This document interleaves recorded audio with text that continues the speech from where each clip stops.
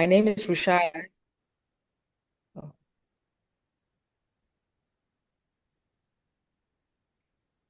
Good afternoon, everyone. Good morning, good day. My name is Rushaya Ibrahim Tanko, and I'm pleased to welcome you all today to our webinar on PPAs in the context of utility regulation.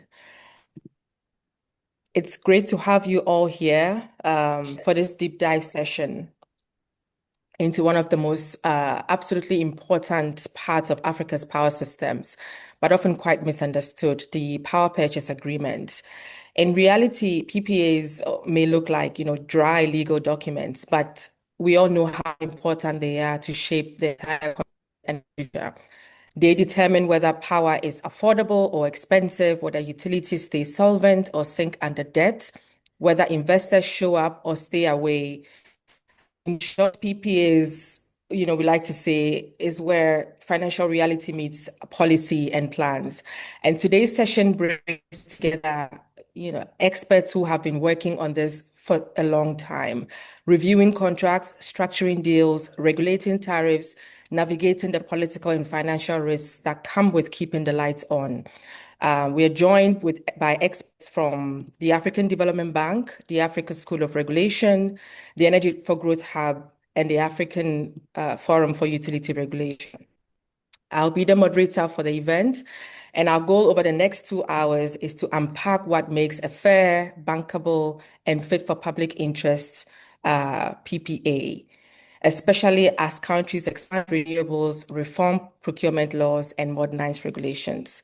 And so without much ado, I would like to call on Dr. Abdulkadir Shatima, who is the Executive Director for the Africa School of Regulations, to give us some welcome remarks. Thank you. Thank you very much, Rushaya. Good afternoon, colleagues, partners, and participants. On behalf of the African School of Regulation, it is my pleasure to welcome you to today's webinar on power purchase agreements in the context of utility regulation.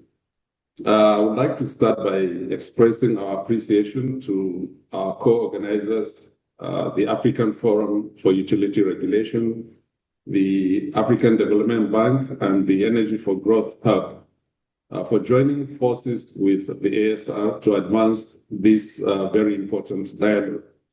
Your collaboration reflects a shared commitment to strengthening Africa's electricity systems through sound regulation, knowledge exchange, and practical capacity building. PPAs are critical in addressing Africa's energy deficit, from initiatives such as Mission 300 to the African single electricity market. PPAs are crucial in lifting millions of people out of energy poverty and ensuring sustainable economic development of the continent. They shape the bankability of new generation projects, influence tariff outcomes, and determine the financial health of our utilities. So as Africa pursues an ambitious energy transition while grappling with rising demand, system losses, constrained public finances, and evolving regional markets, the design and oversight of PPAs are very, very important. Today's session, I expect will unpack the essential components of PPAs, the role of regulatory scrutiny, transparency, and practical ways to tackle persistent challenges like tariff misalignment, liquidity risks, and stranded capacity, and poor allocation of risks. We will examine global best practices and ensure competitive procurement and renewable energy integration. So our aim is simple but important: to build a shared understanding of what effective PPA frameworks look like and how regulators, policymakers, utilities, and investors can work together to deliver reliable, affordable, and sustainable power for African economies and households. I therefore encourage all participants to engage actively, share experiences, and raise questions. The richness of this conversation will come from your insights. So thank you once again for joining us, and I wish us all a productive and enlightening discussion. Thank you, and over to you, Rushaya. Thank you very much, Dr. Shetima, for those wonderful welcome remarks. I'd like to introduce our panelists to help us, kickstart the conversation. Our panelists are made up of representations from the Energy for Growth Hub, from the from the African Development Bank. And so I'll start with Dr. Sorry, just one second.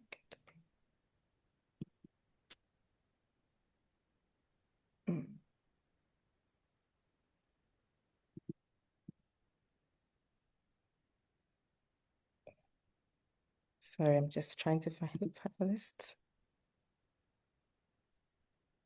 Okay, there you go.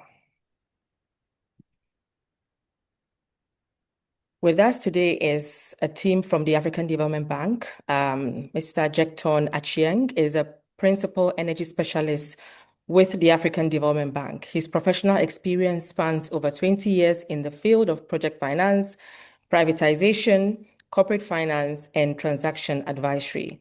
He has previously worked in the public sector with the Geothermal Development Company and the privatization units of the government of Kenya, and in the private sector with Deloitte and KPMG East Africa. His academic qualifications include a Master of Commerce in Development Finance, a Master of Business Administration Finance degree. He is also a certified public accountant of Kenya, and in addition, he has undertaken various courses in project management. The African Development Bank team is also made up of Madam Rhoda Limbani Mshana. She is a seasoned energy sector professional with over 15 years of experience in infrastructure finance, policy, and regulation. Rhoda currently leads the regulatory initiatives at the African Development Bank as the Chief Energy Sector Regulation Specialist, where she manages the flagship Electricity Regulatory Index, the ERI for Africa, and supports policy and regulatory harmonization efforts across the continent. Her work focuses on creating enabling environment for private sector participation, advancing cross-border electricity trade, and strengthening institutional frameworks. She has held leadership roles in multi-country energy programs and serves as a trusted advisor to both governments and regional bodies. Thank you both for joining us. With us also is Professor Mohamed Rali Badisi, who is the co-director for the PPA Transparency Project of the Energy for Growth Hub. Prof. Badisi is Assistant Professor of Law at the Penn State Dickinson Law School, and his work centers on how energy regulation and contracting shape private investment in emerging markets. He previously served as a senior attorney for energy and finance at the U.S. Department of Commerce, advising governments and policymakers across Africa, Asia, and the Middle East on power sector reform. Mohammed has supported energy governance and procurement reform in dozens of countries and is the principal editor of the widely used Understanding series on power project procurement, financing, and PPAs. Finally, we have Dr. Ishmael, who is currently the technical advisor to the Ministry of Energy and Green Transition in Ghana. He is the former executive secretary of the Public Utilities Regulatory Commission and former chairman of the Regulatory and Legal Committee of Ghana's Electricity Market Oversight Panel. He was a regulatory and energy market expert at the USAID West Africa Energy Program, Deloitte, Ghana. And he has also worked as head of policy unit at ASEP, the Africa Center for Energy Policy, where he coordinated research and advocacy on sustainable energy management and petroleum revenue management. He's worked with DFID, now FCDO, as technical advisor on energy and petroleum, and he was the first coordinator of local content at the Ghana's Energy Commission, where he initiated an industry-wide baseline study and contributed to the development of digital supplier information systems. So from our list of panelists or experts, you can see that these are all people who have seen firsthand how good or bad contracting can shape outcomes for decades. And so This is going to be a very practical conversation. I would also encourage our audience members to drop in comments, feedbacks, and questions. Without much ado, I'll jump into our conversation and start with our panel discussion. So I'll start with Ms. Mashonda. With your work at the bank, you've seen firsthand how contractual and regulatory frameworks shape investment decisions. From your perspective, how would you explain the concept of PPAs, power purchase agreements, and what legal or contractual features are most critical for ensuring that PPAs are not only enforceable, but bankable and fair to all the parties involved? Thank you very much. Yeah, in terms of the way I see PPAs, it's a long-term arrangement. It's almost like a marriage of sorts, where we have to agree basic principles on how we are going to, be together for the long haul. So at its simplest form, a PPA is a long-term contract between the producer of electricity, usually an IPP, and a buyer. So in most of our countries, it would be the national utility, but you could also have some large bulk consumers as well. We've seen that kind of regulation being rolled out recently. And the PPA sets out what is being sold, for how long it will be sold, at what price, and under which conditions. So these are the main principles really that should be structured within the agreements. But in practice, these things take much more time, and it's not just the sales aspect that you're looking at. So as you mentioned before, it's a document that really has to capture those three elements in terms of enforceability, bankability, and fairnessness. So in my perspective and what we've seen, especially looking through the lens of the ERI, when we look at enforceability, it's talking about what can the contract actually uphold. So a legal perspective would be, is it an enforceable PPA would make sure that there are clear definitions of the parties and their obligations, that there are robust governing laws and dispute mechanisms in place, that there are clear performance standards and remedies, and that change in law and force majeure clauses will actually be enforced and exist in the country for it to be enforceable. Without these elements, then the contract may exist purely on paper, but when a situation does arise, then both the utility or both the country and the IPP are at a loss of how to actually recoup and bring everyone back whole. Because again, when we're looking at the fairness aspect, is about ensuring that all parties are made whole. When we look at the ERI, this is one of the things that we found is the challenge, is that in most countries, the regulator comes on board quite late, especially when it involves private sector. So at the IPP level, those negotiations do not involve the regulators at as early as possible. And so this is something that we advise needs to be recognized and rectified, that regulators do have a legal mandate to actually be there at the negotiating table to ensure that all of these factors are taken on board. In terms of bankability, I think my colleague Jekton will also speak on this, is that, the question there is, can this thing be financed? Will lenders agree to finance this project?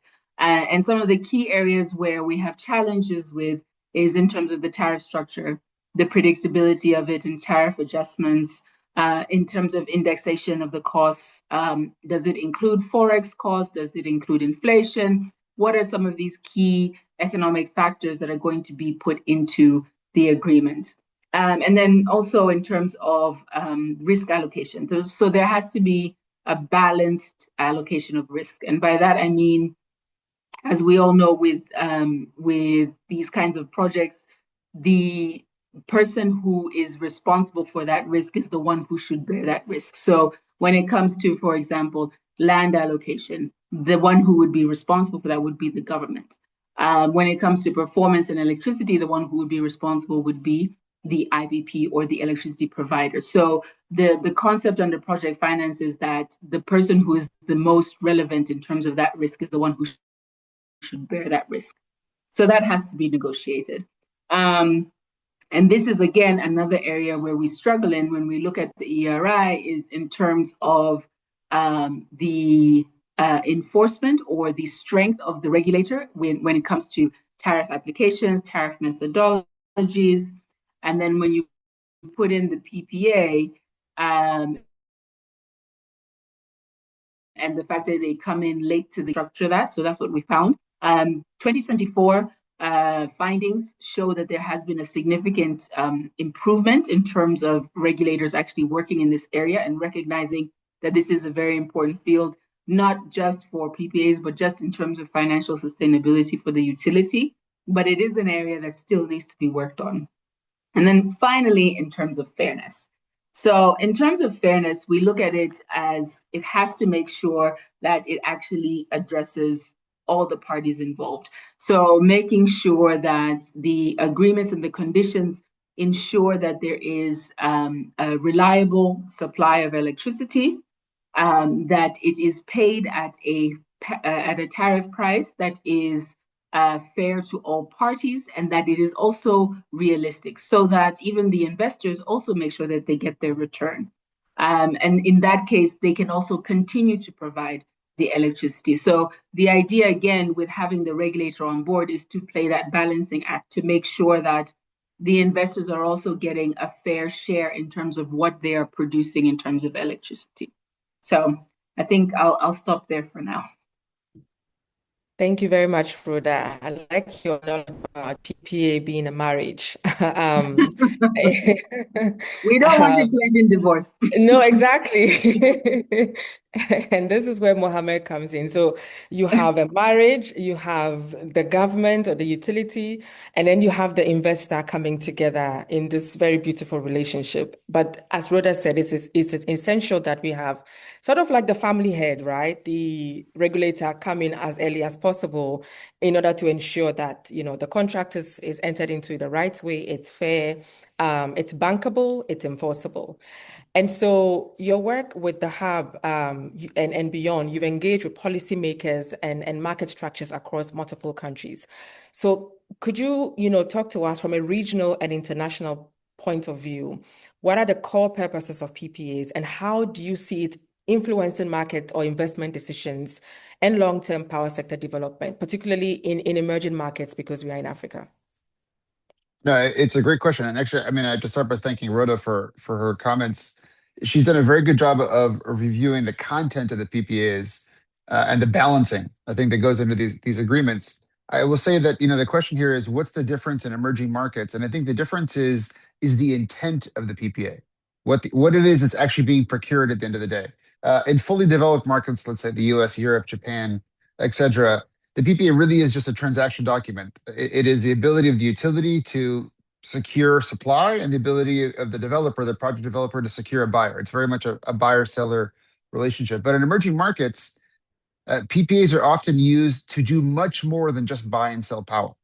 They're used, I would say, in some ways as we call it a band-aid or a bridging mechanism or an adjustment mechanism for activities and for risks that the utility may not be able to manage on its own. So they're doing more than just buying power. For example, one of the primary purposes of PPAs in emerging markets is not just to secure electrons, but to secure money as well. The financing, that sort of bankability that Rhoda talked about, I know Jacqueline's going to talk about as well. But in many markets, utilities, so most utilities in sub-Saharan Africa remain vertically integrated. In a typical market with a vertically integrated utility, the utility would be spending its own money to build its own power projects to secure its own assets. However, in many emerging markets, utilities don't have the balance sheet to do that. They don't have the ability, either the cash in the bank or the ability to borrow the money to actually finance projects in that way. So in some ways, when a utility in an emerging market goes out, seeks an investment partner and negotiates a PPA, it's not just negotiating for the electrons, but it's negotiating for the ability of that investment partner to bring capital to the table, to bring money to the table, which introduces all sorts of new complexities. That's why we start talking about the implication of PPAs on things like debt management at the national level or debt sustainability, the implication on PPAs on things like sovereign guarantees, because when you ask an investor not just to build a physical power project, that is deliver electrons, but to also arrange financing, which means they go out and they talk to the banks for you. They go out and solicit the financing capital for you. They go out and negotiate the financial documents and the financial relationships with the banks for you. They're making financial commitments in addition to their technical commitments, and then those commitments have to be reflected in the PPA. And it doesn't just stop there. I'll just say one more thing, because I know we're going to have more conversation here. But again, in emerging markets, the PPA goes beyond the electrons. It actually tries to secure financing as well.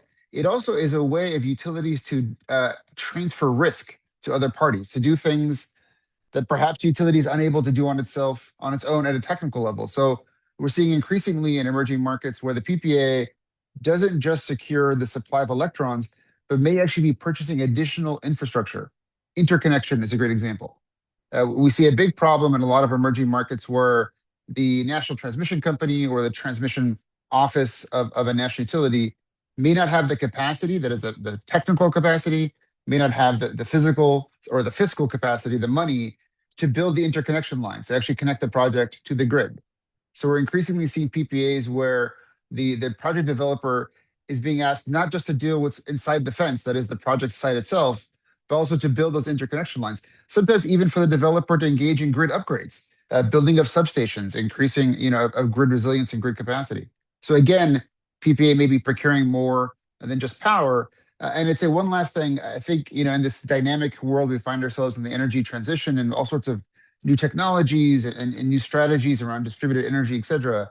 Another thing that we're seeing PPAs be used for in emerging markets is almost as an experimentation tool. So battery storage is a great example. We're seeing that, in many developed markets, battery storage, electric batteries are viewed as their own asset. They have their own pricing mechanism. They have their own sort of economics.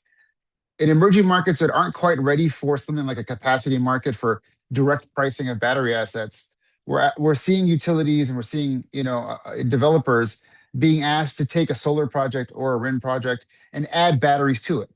Essentially, that they become a technology provider and a technology developer. They're introducing new solutions to the marketplace that may normally be developed by the utility directly. So I would just summarize to say that I think in every instance that you see a PPA, we know what it does at a minimum. At a minimum, it secures the supply of electrons and the obligation to purchase those electrons. But it can do so much more, and it's being used in so many ways by different utilities across the continent that I often direct the governments that I work with to always look for PPA power and what. And those and whats are what introduce a lot of complications that I'm sure we'll talk about today, but actually are where a lot of the strategy and especially a lot of the transparency comes in at the end of the day. And I'll just say one last thing, because I think Rhoda made an excellent point and I want to double down on. Because PPAs now are doing so much more than just securing power supply. They're implicating national debt, they're implicating grid management, they're implicating all sorts of other considerations in the marketplace. All the more reason for regulators to be directly concerned. In the old days, when it was just buying electrons, perhaps a regulator could say, the purchasing of electrons is not so much our concern, it's the delivery of electrons that we're regulating. But as PPAs spread and as their purpose expands, they become so much more consequential to the healthy management of an electricity market that regulators absolutely need to be concerned, especially with those additional considerations and those additional obligations that we see in PPAs these days. Thank you. Thank you very much, Mohammed. It's really interesting to see how, these contracts sort of shape power markets in emerging countries as compared to, well-developed markets and sort of the different roles that they play. But again, like you said, it underscores the need for that level of oversight because of just how essential they are. And so this is where I bring in Dr. Aka. During your tenure as Executive Secretary of PRC and your time there, you led a lot of efforts to strengthen regulatory oversight of our PPAs within the country, culminating in your flagship PPA register. From your experience, how would you explain the role of PPAs in shaping a country's power sector?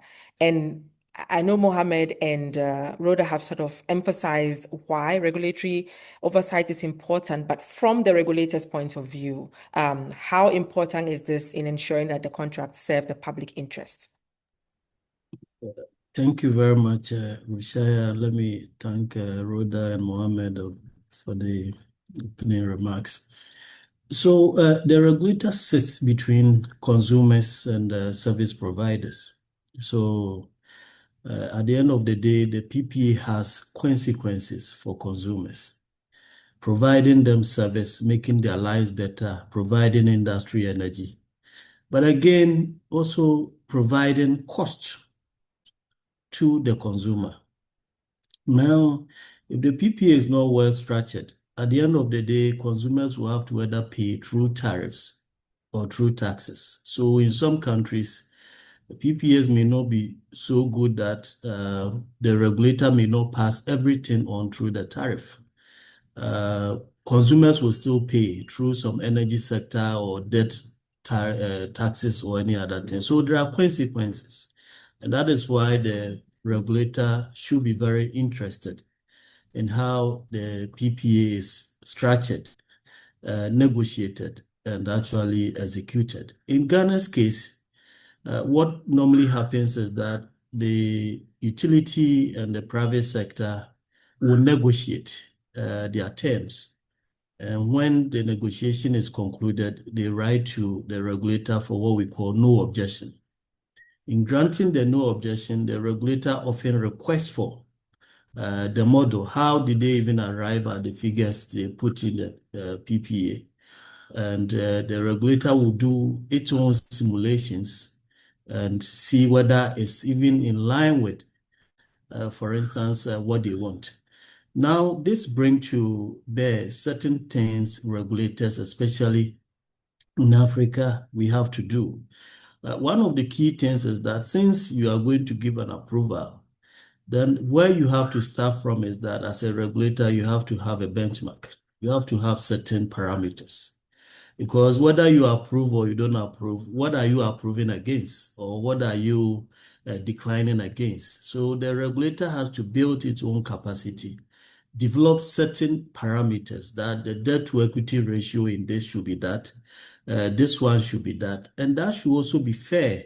Fair in the sense that it should not be to the disadvantage of the IPP to the extent that they may not want to invest. At the same time, it should not also be to the disadvantage of the consumer or the utility that it will be so much they cannot even pay for. So it means it requires a lot of work and preparedness. And that is one of the key things I think we don't do when it comes to looking at PPAs. We consider the final figure, but the final figure is made up of a number of things. Risk they considered, how the risk was allocated, investment they want to make, where they are borrowing from, and even the interest they are going to pay. If you don't take interest in the elements that makes up the cost, at the end of the day, you may approve something that may be good. So yes, you got a very good price, but the project may not be able, we can't implement it because it may not be feasible.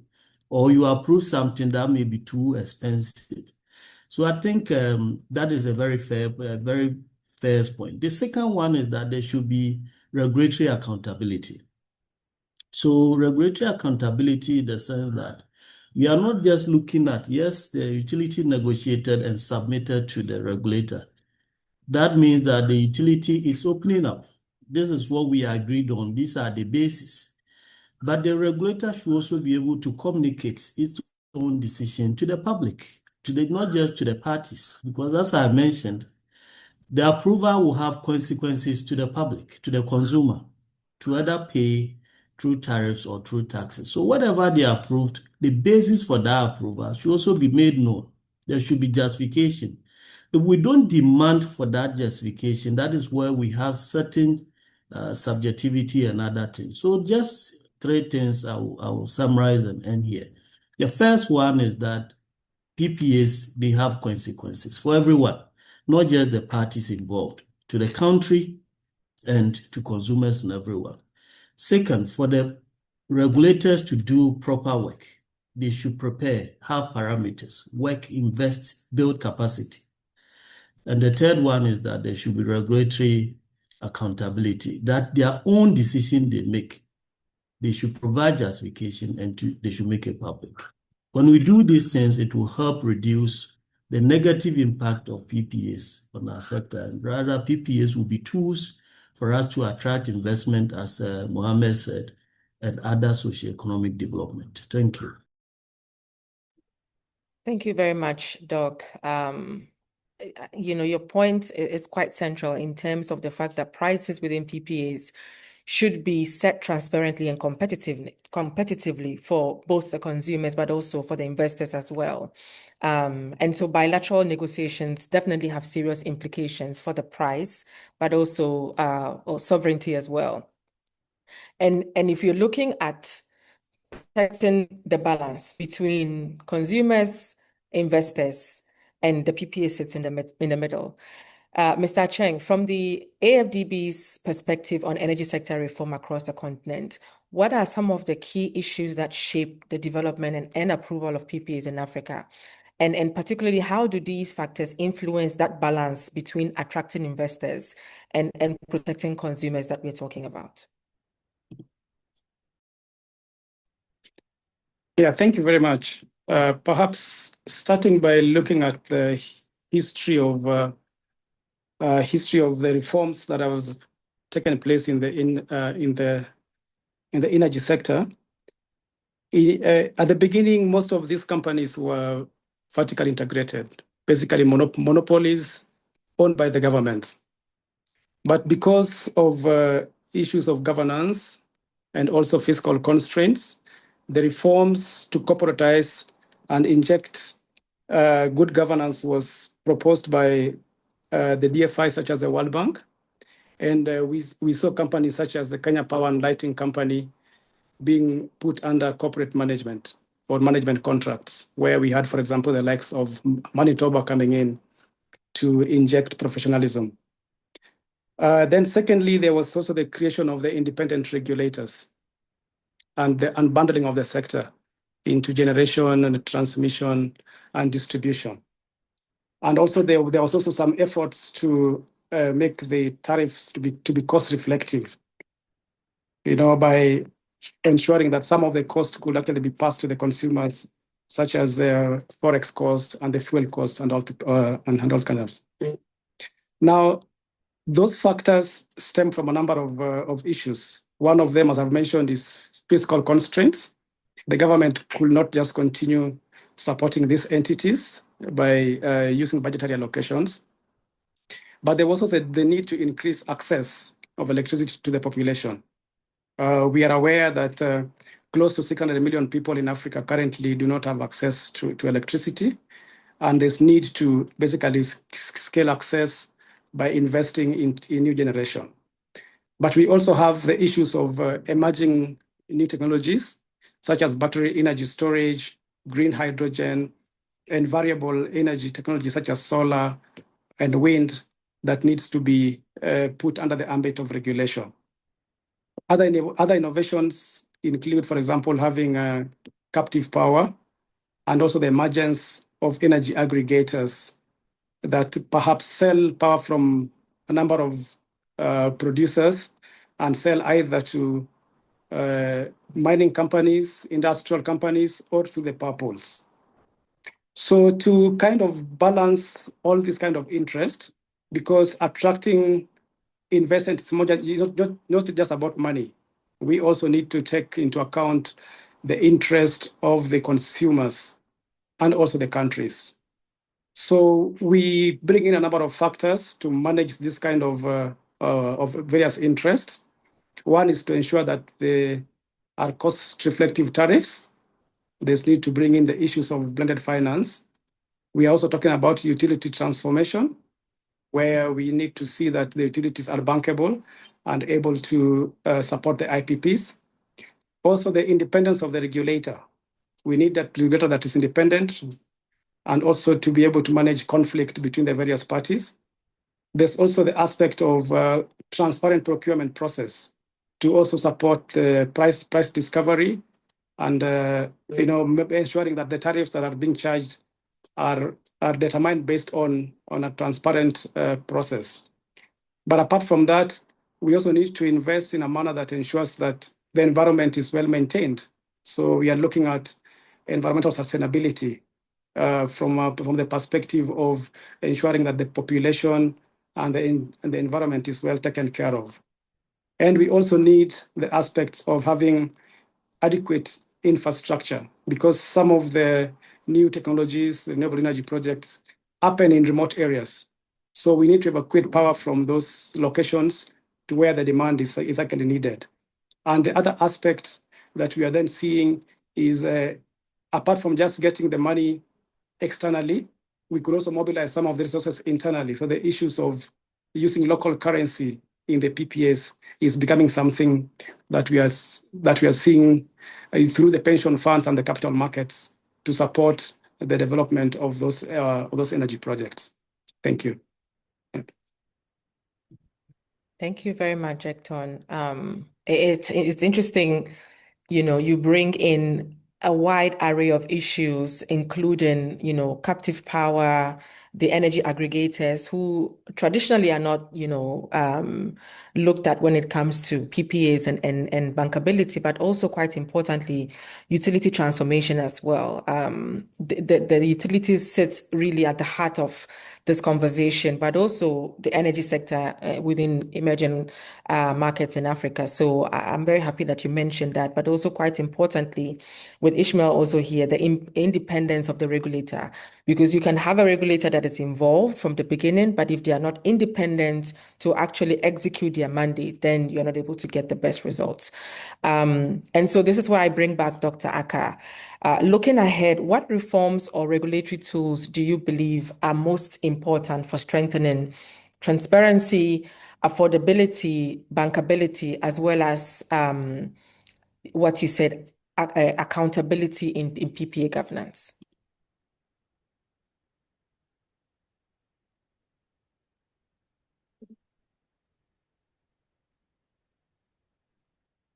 Thank you very much.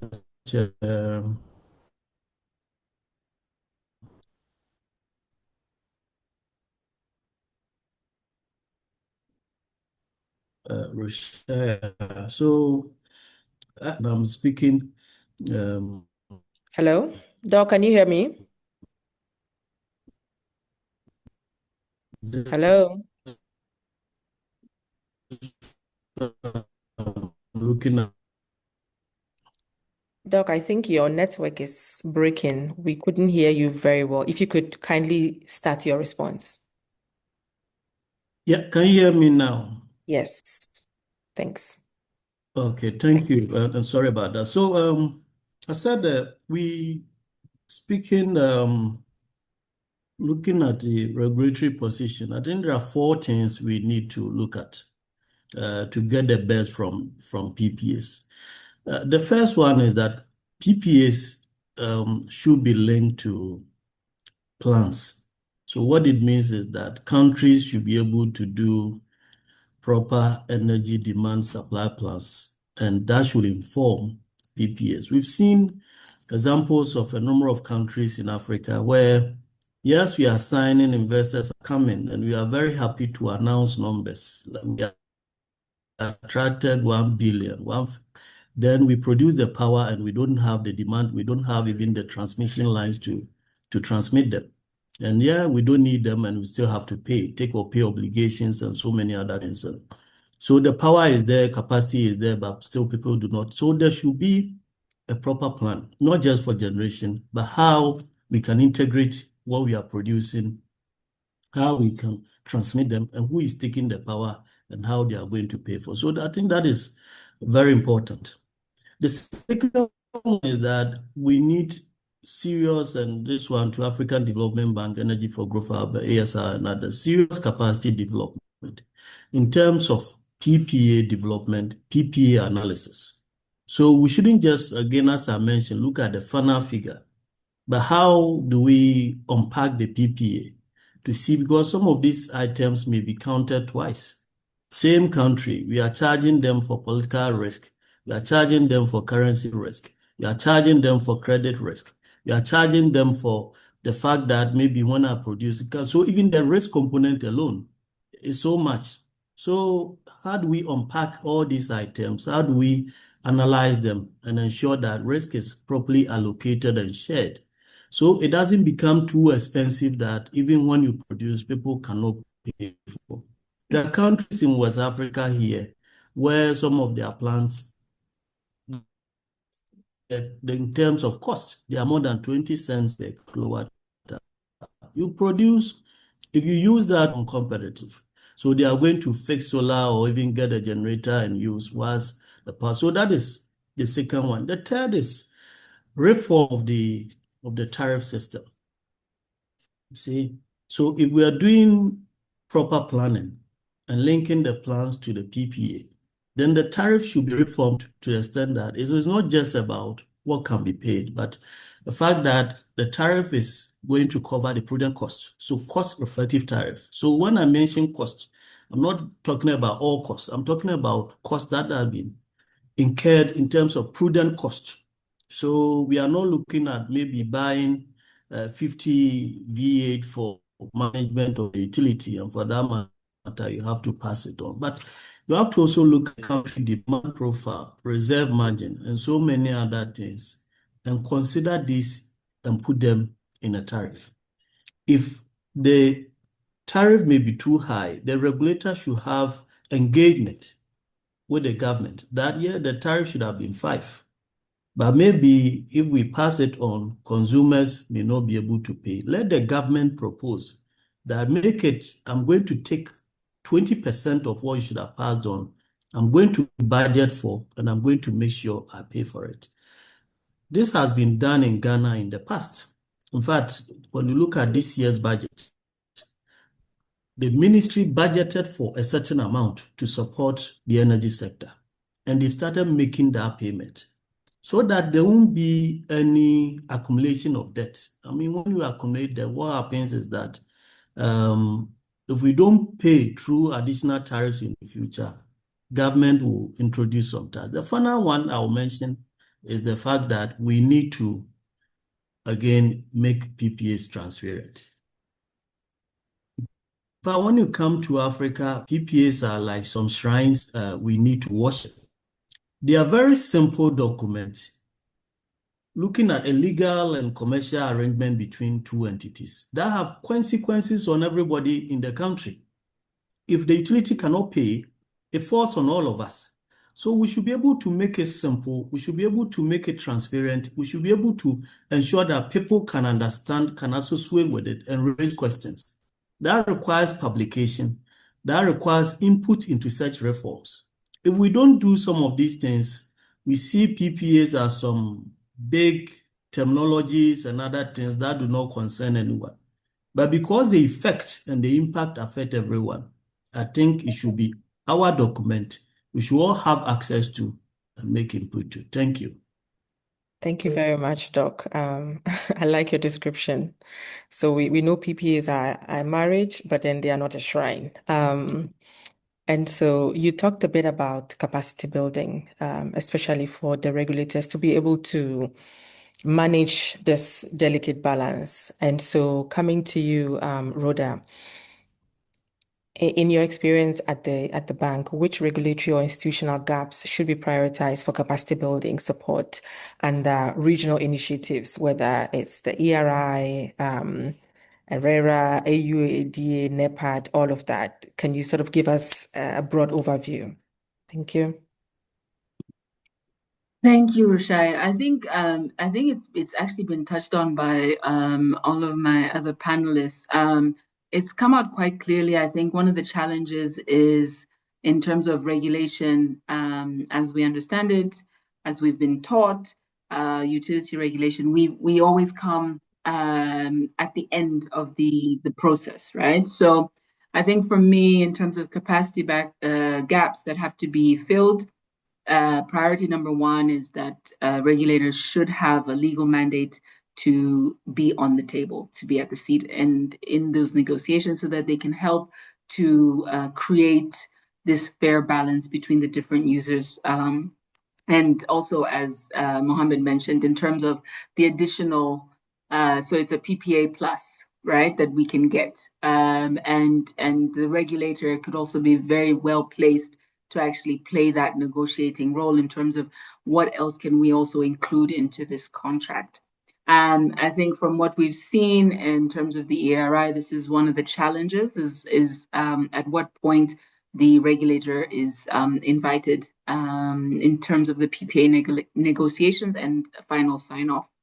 I think in terms of also one of the critical components, obviously always comes down to the pricing. I've been seeing some messages on the chat, and Jekton also mentioned it. The issue of local currency pricing has come up more and more, obviously because of global economic factors. This is something that is very real and is a real concern for our governments.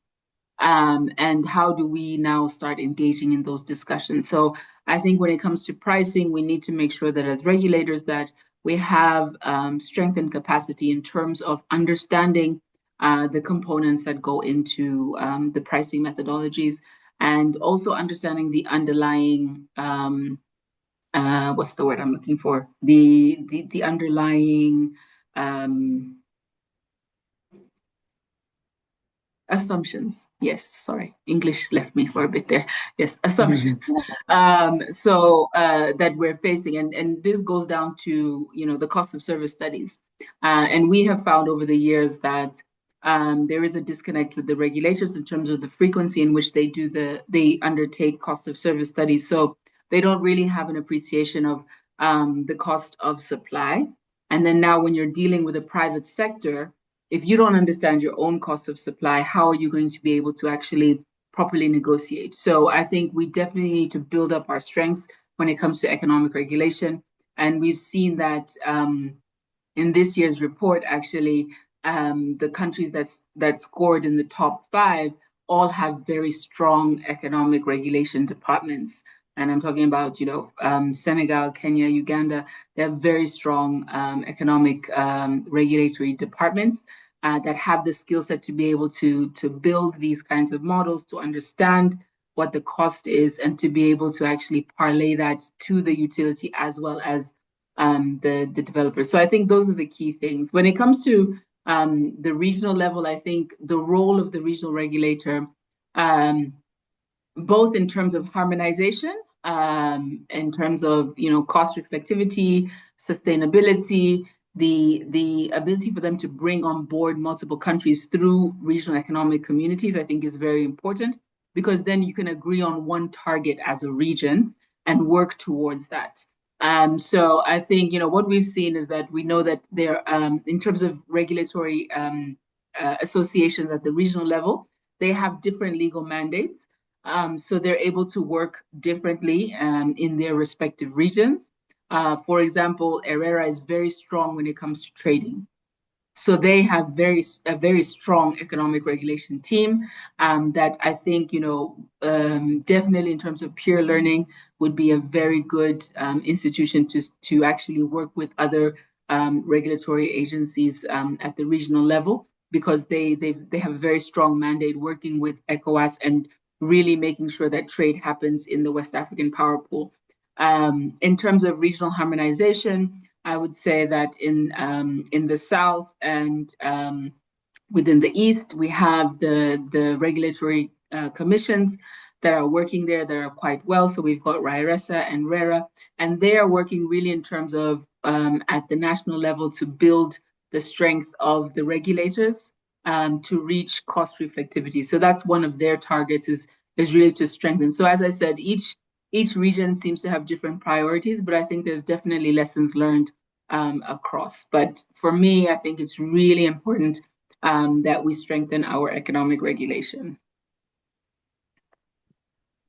Thank you very much, Rhoda. I like the emphasis on the bit on economic regulation and also looking at it across the region as well. Each sub-region has what its strengths are and how they're sort of able to use that to support the countries within that particular system. And so maybe I'll go to Jekton on this, because if you're looking at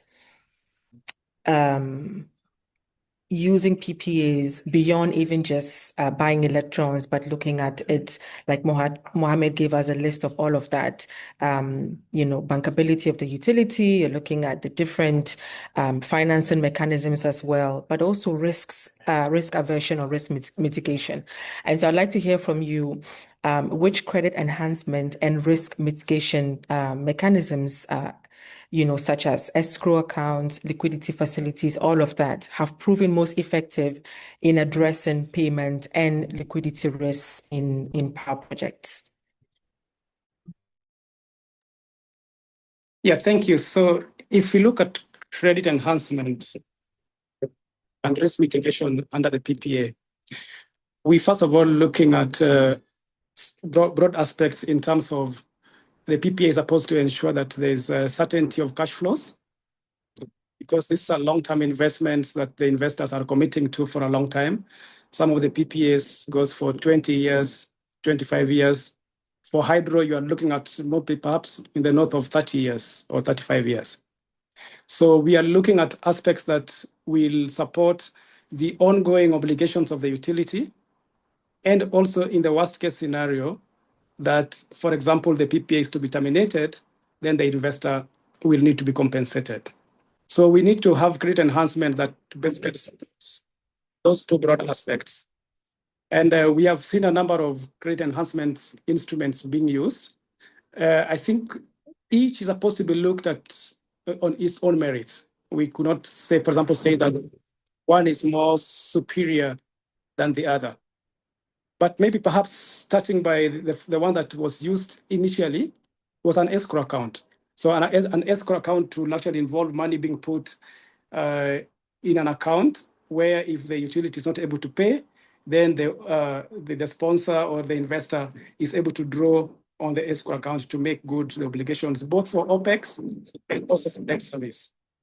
But it also has its own challenges. For example, then you actually tying money that can be used by the utility for other aspects.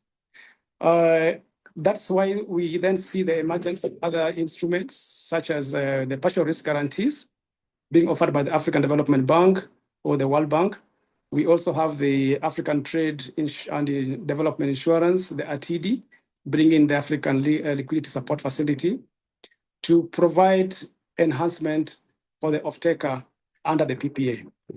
The advantage of the partial risk guarantees is that the utility does not have to tie in money in an escrow account, because you are then relying on the credit rating of the DFI, such as African Development Bank, which are AAA rated, to be able to support a letter of credit that can be drawn upon to support the PPA. But even apart from that, we also have where the governments are not willing to take the partial risk guarantees, they can also do the letter of credit from a commercial bank, which is an on-demand payment guarantee that can be drawn upon in the event that the payment are being delayed by the off-taker.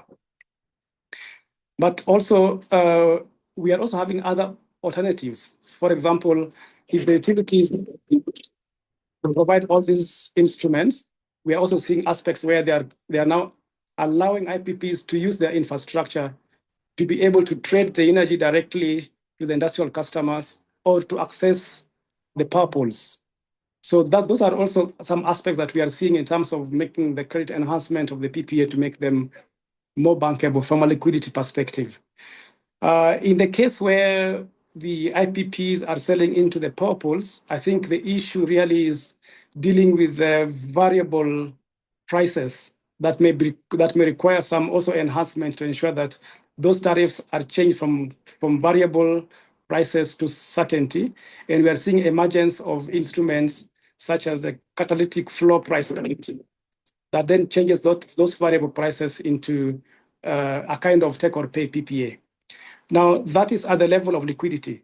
But also we need the big elephant in the room is the termination risk, which is in the event that the project is terminated, how do we then pay the investor to compensate and to make them whole? So various instruments have been used for this. Some governments have provided sovereign guarantees, like such as the case of Uganda, Kenya.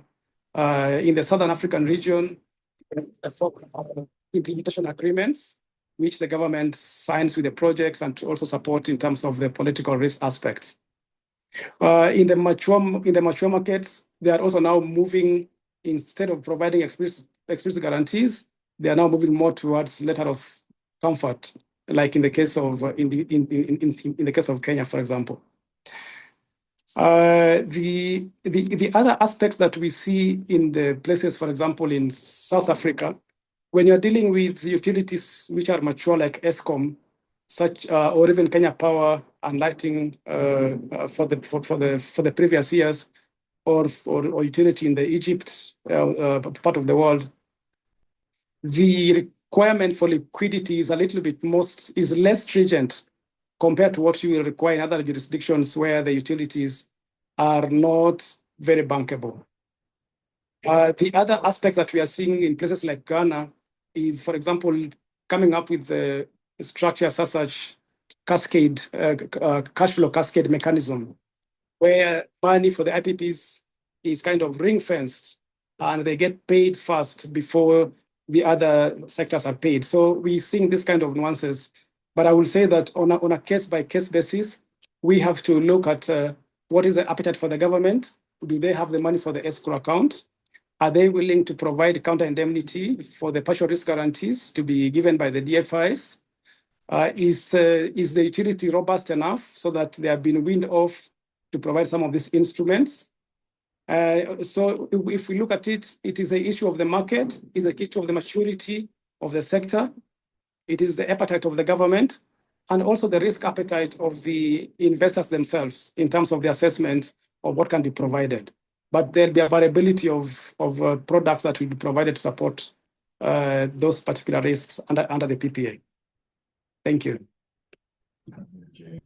Thank you, Jecton. It's very interesting how all of these options are available to try as much as possible to either de-risk or make PPAs more credit worthy, at least within the continent. But regardless of all of that, we still see some challenges when it comes to either the PPA signing or utilities managing this. And Mohammed and I have talked about this quite a lot of, the example that you gave of ECG and how just the whole cash waterfall system where that money is actually ring-fenced and the IPPs are aware that this amount of money will be paid has opened up the sector quite well, and it's increased investor confidence that they would be paid, and that goes a very long way in ensuring that the sector is quite well managed and there's interest from different groups. So coming to you, Mohammed, and taking a step back, so we've seen what's available on the continent, the support that Rhoda and her team are working on with regards to the ERI. Based on the comparative work that we've done at the Hub across different countries, what practical steps can governments and regulators take to make PPA procurement more transparent, standardized, but also, I think quite importantly, within the African continent, less prone to renegotiation or political risk? And what lessons can be drawn from how PPAs are designed to improve investor confidence and power sector stability? It's a great question. I mean, I know we've reached the 1 hour mark now in our discussion, so I'm going to try and wake everybody up with a dire warning, just to scare you all awake for a second, which is simply to say this, that I've had the pleasure over the course of my career. I started out as a private lawyer advising governments. I worked in the US government for many years. Now I have the pleasure of working with you, Rashai, and many others on this call, advising governments. And I think I can say with total confidence, even for the 25 years of experience that I have never seen a more difficult time to be a regulator in the power market. I know we have dozens and dozens, actually we have almost 150 participants on this call, many of you coming from regulators. And I say this with deep sympathy and respect. Your jobs are incredibly important, incredibly difficult already. And they're only going to become more difficult in the years ahead for a few very simple reasons. We have taken what used to be a very linear energy market with one utility, one pool of generation assets, one transmission company, and then we broke it all up. We diversified the utilities, we broke up the utility monopolies. Now we have multiple generators. It used to be that IPPs were the new thing. Now we don't just have IPPs, we have corporate, power producers, we have rooftop solar, we have new technologies. The list goes on. I don't want to scare you too much, but power markets have become infinitely more complex. And the number of actors in the market has increased at an exponential level as well. And what that means is that the role of the regulator in acting as the police, acting as the overseer of the energy marketplace is more complicated. Like any police, you have to both understand safety and harm. You have to understand what life should look like, the safety you're working towards, and the danger of all the bad things that could happen and how to anticipate them. And that complexity is a burden, for regulators today. So to your question, Rashai, about how is it that we actually implement, how do we empower regulators? How do we do exactly what Rhoda and Ishmael and Jecton were saying and increasing the capacity? At a very fundamental level, we have to understand that power purchase agreements, contracts, are just a set of information. It's information on who's involved in the project, what their obligations are, what the risks are, what the triggering mechanisms are. I like the reference we've been making about marriages. You know, much like a real marriage, we don't like to talk about it, but every marriage will end someday. Sometimes they end naturally because somebody dies. Sometimes they end prematurely because somebody wishes the other person would die. It goes both ways. But you have to anticipate the end of that marriage. And that's why the termination clause that Jekton was talking about are so important. And you have to anticipate dozens of other things over the course of this marriage, over the course of this contract. And so if you think of that information inside of the contract, and you think of the role of regulators essentially in this experimental phase that we're in the power market today, and that the regulators are the scientists, they're the ones who are being asked to think of new solutions. No scientist goes into a laboratory in the morning thinking to themselves, I hope nobody ever finds out about the amazing work that I'm doing. I hope nobody ever hears about my innovations. I hope nobody ever hears about my research. The purpose of science, the purpose of innovation is to share experience. And yet somehow when it comes to these contracts, despite all the innovations in financing structures and risk allocation mechanisms and negotiating structures that we're doing, nobody is sharing that information. It's a fundamentally broken part of our information ecosystem. So I think the more that regulators adopt a position that the work they're doing has public importance, not just to their own public, but to their neighboring markets and to the continent as a whole. And the more they start to share that information in the spirit of innovation, in the spirit of greater information, creating greater intelligence, makes us smarter at what we do. I think that's when we move towards a smarter marketplace. I will say this right now. The power project developers all talk to each other. They all share information. They all share their contracts. They don't do it officially, but I've worked on the inside. They call up their friend and say, oh, I know you did a project in Burundi. What did your financing terms look like? Oh, I know you had to get a permit in Kenya. What was that process like? The developers are sharing information. The banks are sharing information. They do it officially because they often co-lend together, and so they share each other's risk perceptions. The only part of this equation where people are being left in the dark is the public and the regulators, and that has to be fixed. The information sharing and the flow of information has to be fixed in that part. Otherwise, perhaps the most important part of the market, the people buying the power and the people regulating the market, are going to be the least able to actually understand that market. And let me just give you one example, just to wrap up with, Rhoda mentioned this earlier, and I think let's talk about, currency risk is a great question that came up in the chat. Currency risk is a great example of where things are not obvious in a market design and a PPA design. Again, remember, PPAs are contracts, they're designs, they have multiple intended outputs. One output of a PPA, one intention of the design that a regulator may want to highlight is to reduce long-term risk of FX volatility. Power contracts are one of the few places where 1 + 1 doesn't always equal 2. Because what the one is and the one is actually matters to whether you get to 2 at the end. So a contract denominated in 5 US cents versus denomination in local currency actually has 2 different prices. If you have a view, if you have done your studies that we've talked about here, and you have a long-term view on currency volatility, and you assume, let's say, a 5-10% inflation rate per year, that foreign currency contract will easily double in price in just 10 years, whereas that local currency contract will be relatively stable in terms of its pricing. What does that mean? Well, when you run a tender, maybe your tender criteria shouldn't just be the lowest cost. It should be the best value. We often talk about that more increasingly in procurement design these days. And you could score, and we've seen this in certain markets, where you would give it advantage to PPAs denominated in local currency versus PPAs denominated in foreign currency, where a 5-cent PPA may actually be more expensive than the equivalent 7-cent PPA in local currency, because over time that price stability actually produces benefits. So the summary here is that regulators are being asked to do more. They're being asked to be smarter and to understand an increasingly complex marketplace. We have to compare notes with each other. We have to share that information to be smarter as we do that.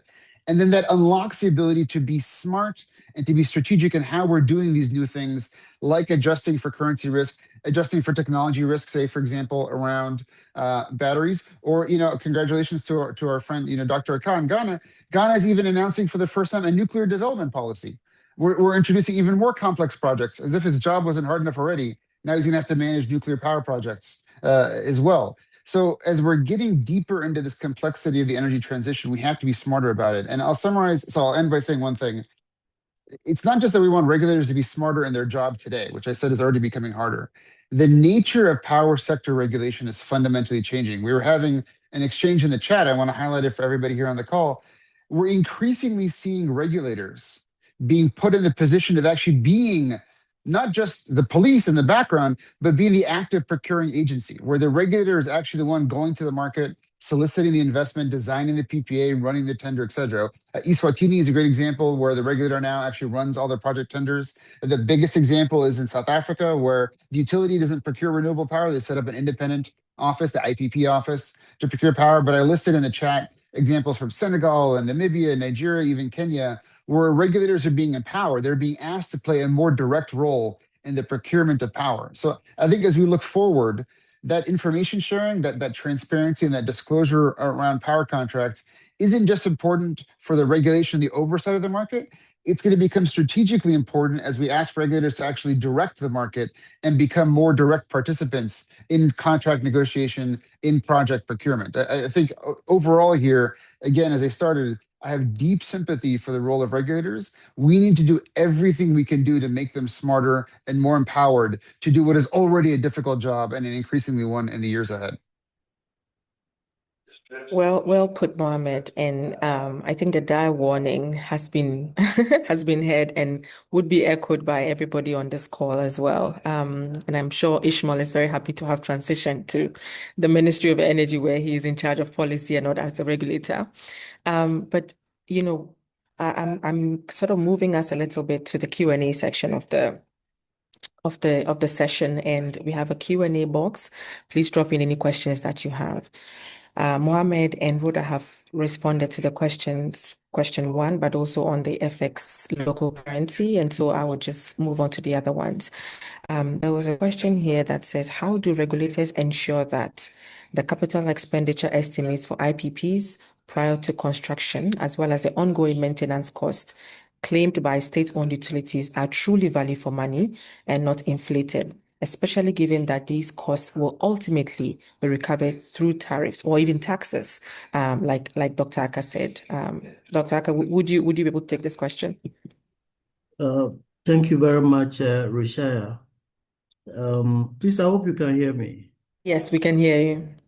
Yes. So I think regulators, as Mohammed said, though it's difficult, it is their work. So often what they do is that they have certain benchmarks. So if you are to do a similar project in a similar country using similar assumptions, what will be this capital cost? What will be this one? So that is one. The second is that PURC, what PURC, for instance, also does in addition to even the regional comparison is to looking at the historical expenditure of the same utility. So the utility is just not 1 year old. By the time maybe we are considering this expenditure, they've been operating for about 10, 15 years. So we try to look at their own expenditure, look at their own annual reports and financial reports to see whether there are spikes, and you ask them to explain some of these spikes. Then the final one is the normal market survey. So beyond benchmarks, beyond looking at the historical trends, you also look at market survey, and that is where experience and capacity development is very important. That yes, looking at these numbers, looking at what is coming, you believe that this may be the best. Finally is the regulatory audit. So apart from the normal audit and other things you do, there are also times, in fact, most of the time, you have to engage the utility to check their books before they are published, to go there to the field to check some of these things. But when it comes, you need that experience and that time to put things together and ensure that the decisions you are making are not to their disadvantage or the disadvantage of the consumers. Thank you.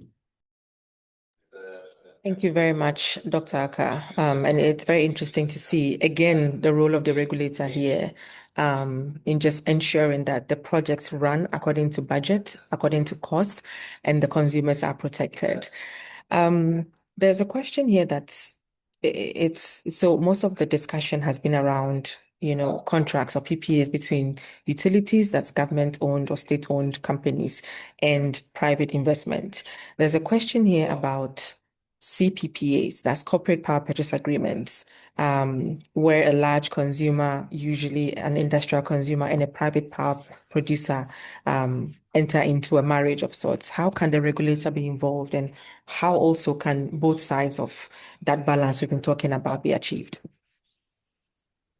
I'm happy to comment on that one. Sure. And of course, invite my other colleagues to join as well. Let me say just very quickly, I think, Dr. Akot said something very good early on, that we have to be careful not to put PPAs on a pedestal and worship them as these sort of holy documents that shouldn't be, you should always avert your eyes from God, right? You should never look directly. But they do need direct investigation. And I think CPPAs, corporate PPAs, also suffer from a bit of the same mythology at the moment. There's a myth in the marketplace that if a PPA is signed between a private developer, a project developer, and a private consumer, a corporate buyer, it could be a brewery, a factory, a university, whatever it may be, that somehow that's outside of the market and outside of the concern of the regulator. And I think that mythology, that assumption of private versus private is not our problem, is going to lead to significant consequences in the marketplace. So on the one hand, yes, it's private. They can negotiate perhaps their own pricing terms and their own fiscal terms because there's no direct obligation of the public to buy that power. And therefore, perhaps there's not the same concerns, but it is still a power project. It's a power asset connected to the grid, which has grid balancing and grid performance implications. It has a burden because to the extent that that corporate buyer is taking on supply from the private developer, they're taking less supply from the existing marketplace and therefore changing the economics of the current utility and the current customer base. And what we see, by the way, is that what's not often not explained very well with corporate PPAs is they're not entirely isolated. So in many cases, for example, when a corporate project is developed, let's say a solar facility is developed for a brewery. The number one buyer right now of renewable energy on the continent is Heineken, because they've been powering all of their breweries. Oftentimes, that corporate PPA and that asset, that power project that's being developed, is oversized. So Heineken needs 100 megawatts of power for a brewery. Oftentimes, the facility, the power facility, usually solar, but not always, is 120 megawatts, 130 megawatts, et cetera. That's done partially for economics. You get sort of economy of scale. It's done for having security of some reserve supply if there's an increase in demand, from the corporate buyer. There's many technical reasons why one would oversize a power system. But what that means is, on the average day, there will be excess power being produced by that corporate asset. And that excess power has to go somewhere. Naturally, it has a benefit in the overall marketplace. There's no reason not to connect it to the grid and to supply that power into the general power supply for other customers. What does that mean? All of a sudden, what looks like a corporate PPA has public implications. It is supplying power to the public grid. It is not participating in the public market. And so there are very limited instances where a corporate PPA is truly independent and non-consequential to the overall power market. So what does that mean for regulators? It means that you need to be able to differentiate between those different types of corporate PPAs. This is back to our PPA plus, analogy from earlier, where corporate PPAs have an implication either because the asset is supplying excess power, or perhaps there's only a 10-year PPA, so there's an assumption after 10 years it's going to become a general market asset and selling into the general marketplace. Where these corporate PPAs have these implications to the overall market, absolutely there should be a role for the regulator. In some ways, the same role they have with any PPA negotiation. Is there value? Are all the technical risks being assessed and accounted for? Is the utility anticipating the additional capital cost of taking on this power and perhaps the grid upgrades that will be necessary? And I would say that we see this happen in two ways, and I'll stop here because I know others here have just as much expertise as I do. In some ways, we've seen some regulators get ahead of these contracts, start putting in minimum terms, minimum requirements for corporate PPAs to ensure that they have the essential protections for the public that are necessary. So the regulator can act ahead of time as a gatekeeper for what should be in a corporate PPA. Or we see regulators sort of reserving the right of review, essentially saying you can negotiate whatever PPA you want, but you're not allowed to connect to the grid until you have our permission, which means after the fact, they're reviewing the PPA and they're assuring that it has all the compliance requirements for grid, compatibility, et cetera. As you can imagine, it's much easier to be a gatekeeper and to influence the contract ahead of time than it is to try and fix the contract afterwards. Sometimes you want both roles, both setting in initial terms in final review. But I think to summarize, as much as these may seem like private to private transactions, they have public implications and they should be the concern of a public utility regulator. I'll stop there. Thank you. Thank you, Mohammed. I don't know if any of our panelists want to add to that. Otherwise, I'll move on to the next question. I have an interesting question here from Florencia, our partners from RELP. And the question is, why do you think the implementation of auctions is still not extended across Africa? Even in countries with successful track record of auctions, bilateral negotiations are still very relevant, although many projects are not going forward. So I'll open this up to the panel and see who wants to take this up. I think protocol dictates that government should speak first. So maybe Dr. Aka. Dr. Aka, over to you. Thank you very much, Rhoda. But Rochelle, can you repeat the question? Yes, it's about auctions and why they are still not extended across the continent.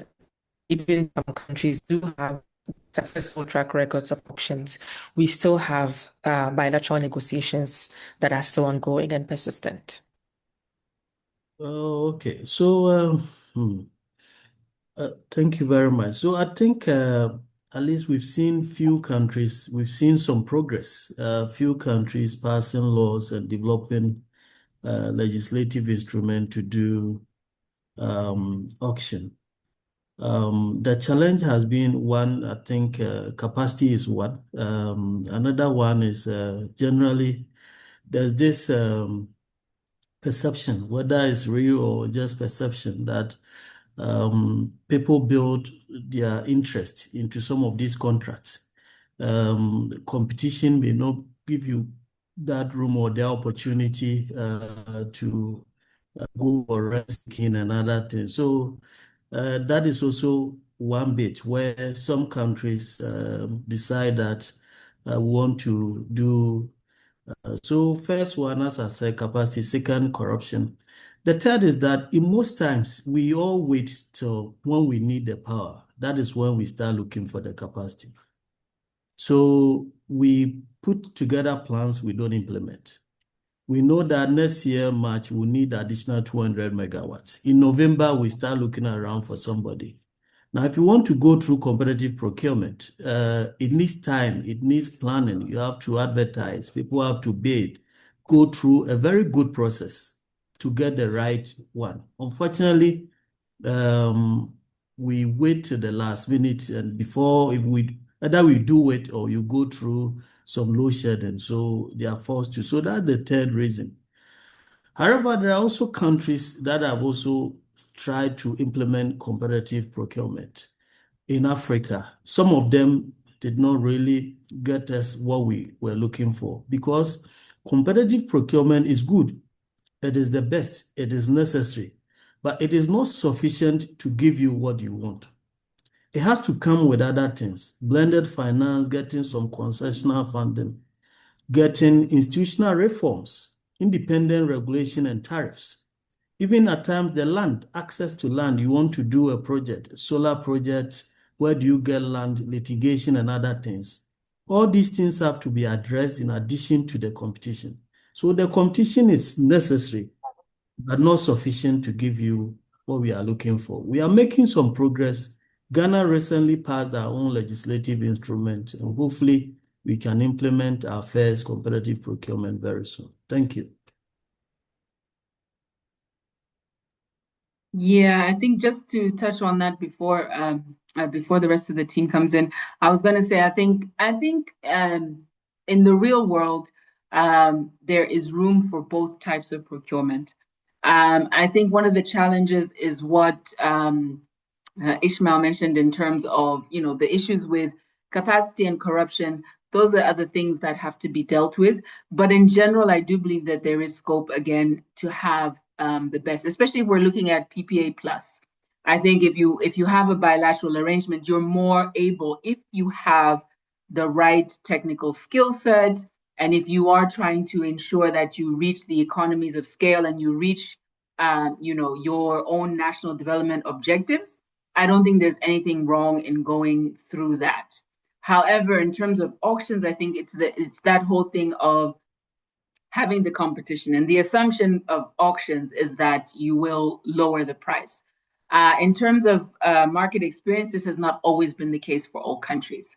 So it depends. It depends on how you structure it. And again, it goes back to, I think, what everyone has said in terms of the planning stage. When you are doing these things, and when as the system operator is preparing, and you're preparing your RRPs, there needs to be that planning of, okay, what are we going to be bidding out for? What do we have? What do we know? As I mentioned earlier, you know what risks you can cover as a government. So are we prepared? Do we have all of these things? Because I think, and I'd like Jetson to come in, one of the things that we have also noted is that we have bid as financiers on projects, on auctions, and the challenge has come through, as what Ishmael was saying, is that the government didn't have the right capacity. They didn't even have the correct financial suite in terms of credit enhancement. And so you end up having an auction that was supposed to take 6 months, because solar RIPPs should not take long in terms of the auction process. But you'll find these things go on for like years. And with every revision of the tender, there's a revision in the price, and because you're also sending signals. So you have to really be prepared when you're doing auctions. But I'll let Jekton speak, since he's felt the pain more than me. Mm-hmm. Yeah, Rod, I think you've said it enough. But just to add that for us, when we are looking at these bilateral PPAs or unsolicited, what we also tend to ensure is that for the government to get value for money, the EPC contracts and the O&M contracts should at least be competitively procured, so that then you are able to benchmark the costs to ensure that the tariffs are not, the tariffs that the government is getting is reflective and is not, for example, making the consumers to pay more than is required. But the other thing that I will also add is that one of the issues that it promotes this unsolicited type of bids is lack of long-term planning. The least cost power development plan, even if it's there, it needs to be regularly updated, because we have new technologies coming in. The prices of some of these technologies like solar or wind could be falling. So there's need for the government to have a long-term view of the demand forecasting and the capacity additions, so that they're able to plan ahead and plan the procurements in good time to ensure that then they have the availability coming, to avoid what Dr. Aka was talking about, is that we need the power today, and therefore we just need to negotiate and have it. If we have a long-term view, long-term planning, then we are able to then plan our generation capacity, the transmission capacity, and then this should then be able to feed into some kind of competitive procurement processes going on to bring in additional capacity. Yeah, I will stop there, Rhoda, and maybe perhaps Mohammed, you might come in if you want to add something as well. Thank you. Thank you. Yeah, I think this issue of auctions and competitive procurement is definitely one that is of great interest across the continent. And as Dr. Aka said, Ghana has passed a law, but we're now looking at the implementation and the planning process, which everybody has sort of emphasized the need to have that planning, execution, but also capacity as well to ensure that it's executed right. There are a couple of questions that have come up as well. And one is with regards to tariffs. No, I think that has been answered. Okay, so there's a question here about indicative tariffs that are set based on IPP cost estimates submitted during their tariff applications. I think this is for you, Dr. Aka. Do regulators conduct a post-COD review to determine whether the projects were delivered within budget, across the reasons for any variance, and make corresponding adjustment to the tariffs? So the question again, do regulators conduct a post-COD review to determine whether the projects were delivered within budget, assess the reasons for any variance, and make corresponding adjustment to tariffs? Yes,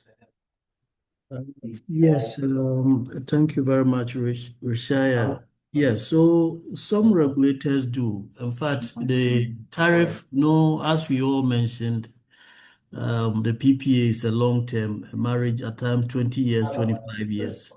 So even within the tariff, there are escalation factors. So we don't have one figure for 25 years. It can come down, it can go up depending on how the escalation methodology and so many other indicators are used. So regulators also check. And one example, there are two examples I can give. One is that there are times during the construction, during the project planning and everything, and we have example in Ghana where, for instance, car power, the intention was that they are going to use heavy fuel to generate power for 10 years. About 3 years after starting production, we had a lot of gas. We converted from heavy fuel to gas. Heavy fuel is more expensive than gas. So we considered some of these things and we adjusted the tariff to reflect these changes. Often some of these should be built in the PPA so that it won't be like regulator just coming in and changing things. But I mean, it should be negotiated. We should make room. That flexibility should be inbuilt in the PPA. The second is that there are also instances where regulators have a step tariff. So you are coming in 25 years, they give you that for the first 10 years, this will be the tariff. Now, after 10 years or from year 11, the tariff reduces by, let's say, a certain percentage because the assumption is that you might have recouped the initial capital investment or something. So that can also be done. And again, as I said, there are some indicators. So regulators often check, monitor and check to ensure that some of these changes are made. Thank you. Rashad, if I could quickly add something. Just a quick note, I think to Dr. Aka's point, I think I can say categorically in my experience that one of the best investments that a regulator can make is in their auditing department. It actually can produce very real savings. And I say this, again, as somebody who's primarily worked on the side of governments myself, you do have to have a robust monitoring mechanism, an auditing mechanism, even after the contract is signed, not just for the tariff regulation that Dr. Akash is talking about, but even for cost auditing, for example. So we have seen multiple instances where after CAD, after the operations point, operators, that is project developers and operators, are overstating costs. They're overstating performance of assets like batteries or solar panels, perhaps are not performing at the level that was promised. There's even recent scandals in places like the UK where wind developers were overstating their deemed energy, the energy that was generated but that couldn't be couldn't be delivered, so they can recoup those costs and actually claim credits from the government. So I think for the most part, 90% of the developers are very honest, they're very straightforward, and really are serious operators, but there are bad actors in the marketplace. And sometimes mistakes are just made even unintentionally.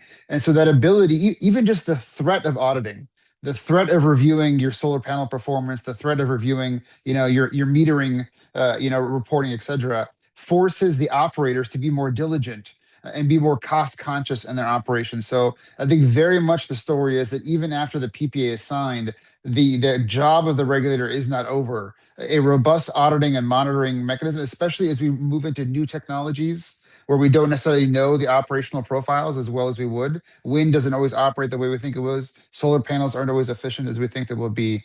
That ability to oversee and audit, that performance is going to become an increasingly important role for regulators. And again, a smart investment of their human resource capital in conducting those kinds of operations. Thank you, Mohammed. And just for sort of highlighting that growing shift towards renewable energy and how that is also influencing the structure of PPAs within the continent as well, and even how it shapes the relationship between IPPs and the utilities as well. As our time is coming to an end, I'm going to ask each of my panelists to give me one priority reform that you would expect to see or you would want to see within the sector. 2 minutes and then you wrap up. So I'll start with Rhoda, if you can give me one priority reform that you would want to see within the sector, and then your closing remarks. And then I'll move to Dr. Aka, Prof. Badisi, and then Jector. Thank you. I think for me, as I've mentioned, I think for me, the priority reform would be in terms of strengthening the economic regulation capacity within regulators. That's really key in understanding, because that's what drives the contracts at the end of the day, is the pricing. In terms of closing remarks, I think that, over the years, there has been significant strides made, so we shouldn't, make light of that. There has been very good progress in terms of the roles of the regulators, in terms of strengthening their roles and also enforcing their abilities as key stakeholders in terms of these negotiations. There's more to do, but I think we've come quite a bit. And so my focus really is on the numbers. So strengthening our economic regulation, and also, as Mohammed said, the audit department, important as well. But yeah, those would be my real reform agendas. Thank you, Rhoda. Dr. Aka? Thank you, Rishaya. So I also go with Rhoda. I think that regulators should also invest in themselves, building their own capacity in terms of developing parameters for PPAs, and also becoming more open and accountable in terms of decisions on PPAs and all that. I think when we do that, and again, investing in certain studies, cost of new entry, least cost planning, and other things. These are all important if we want to make the right decisions to support the sector. Thank you, Dr. Aka. And I'm very happy you keep hammering on the accountability of the regulators themselves to themselves. So that's a really strong point to raise. Mohammed? Yeah, I mean, I think the smart things have already been said, so I have the luxury of just repeating them. But I would double down on this idea that in many ways, the focus of this particular conversation, which is the regulatory environment in Africa. I mean, I would encourage all the regulators on this call to think of themselves as some of the most cutting edge scientists in the world. I mean, if you think of the African marketplace as in many ways the most innovative energy market in the world, where we're seeing massive adoption of renewables, distributed energy, we're seeing the future of the energy market is being seen today in Africa that will eventually be seen in other markets later on. I think they're moving towards where many of the African markets already are.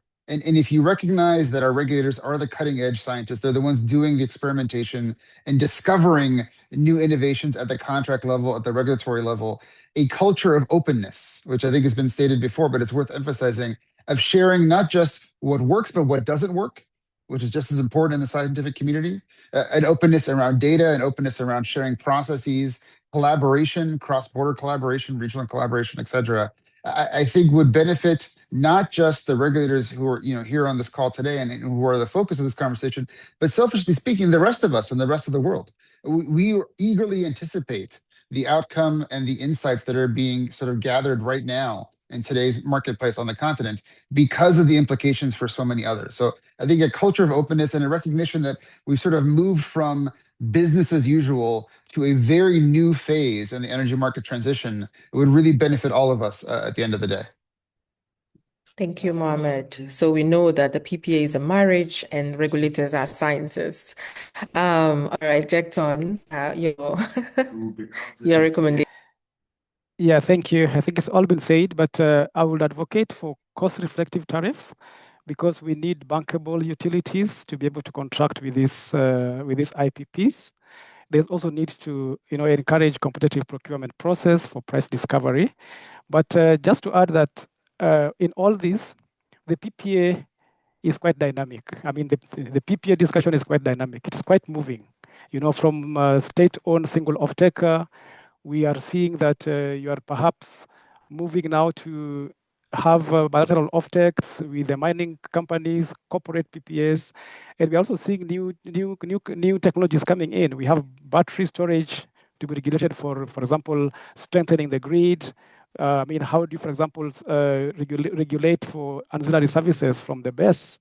Some of these aspects need to be thought through. We also need to just not think of PPA in the context of generation. We are seeing a shift towards perhaps even having frameworks for wheeling. The utilities need to find a way of actually monetizing their wheeling infrastructure. And apart from that, we also seeing more of private sector participation now coming into the transmission grid systems. And we also need to find a way of what kind of regulations do we need to attract private investors, not just in generation, but also in transmission, then to be able to have a system-wide kind of solution to the energy problems that we have in Africa. Thank you. Thank you very much. As we wrap up, I just want to give a few reflections. And then afterwards, I'll call on Mr. James Manda to give us our closing remarks. First of all, we've learned that PPAs aren't just contracts. They are commitments that lock countries into financial, technical, but also political paths as well. And so if we do get them right, we are building a stable foundation for investment and long-term sector health. However, if we do get them wrong, we will spend a lot of years firefighting. And actually, there's a term that people are calling, utilities in Africa have become firefighters because it's one problem or the other. And so there's a need for long-term planning. There's a need for capacity building. There is a need for strengthening economic regulation. But also there's a need for us to appreciate the importance of regulators themselves. Today has made it very clear that they set the rules, they strengthen the institutions, they determine to a large extent whether projects become bankable or they become burdens. And then also finally, the conversation today, at least for the large part for me, has underscored that the continent doesn't lack ambition. What we need is execution, processes that are transparent, that are consistent, that are capable of keeping pace with the demand that we are seeing from industry, from household, from mining, different industrialization plans. And so I'm really grateful to the speakers for the depth of your honesty and your insights, and for everyone who has joined us as well. This is going to be the first and hopefully not the last of this conversation. The Energy for Growth Hub is collaborating with the ASR to see how we can build out this, because I'm very happy to see there's a lot of interest within the chat box as well. So do not fear, this is not the last conversation. We are hoping to kind of use this as a first step towards a much more in-depth conversation. So said, hand to of the Africa Forum for Utility Regulators to give us the closing remarks. Thank you.